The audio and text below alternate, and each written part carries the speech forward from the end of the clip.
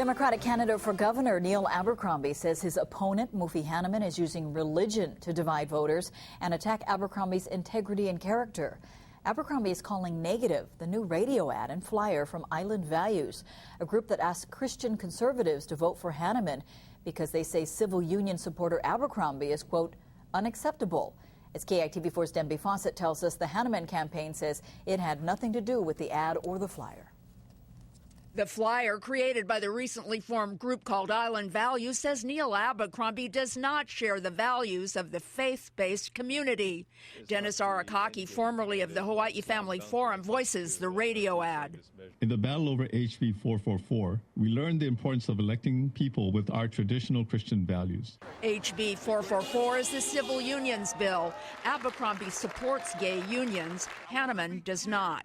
There are acceptable and unacceptable candidates. Neil Abercrombie is unacceptable. He declares no religious affiliation. Abercrombie refused to talk to KITV in person, but emailed us this videotaped criticism of the flyer in the ad. They use inflammatory language against me, and they distort my record. Let me be clear.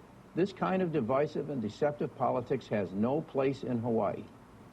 In the ad, Arakaki urges normally Republican voting Christians to cross over in the primary. Please pull a Democratic ballot and vote for the acceptable candidate, Mufi Hanneman. Hanneman's campaign says it's not responsible, and Hanneman asked his supporters not to distribute the flyer. But Abercrombie's campaign says Hanneman supporter Ken Wong is listed as deputy treasurer of the group that made the ad.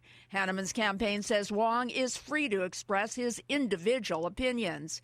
State GOP Director Dylan Nonaka called the group that made the ad and the flyer phony. It's just not a real organization. I mean, it's a response, it's a political response. Obviously, they're saying it's not orchestrated, but we can see through that, and it's just not an honest way to campaign.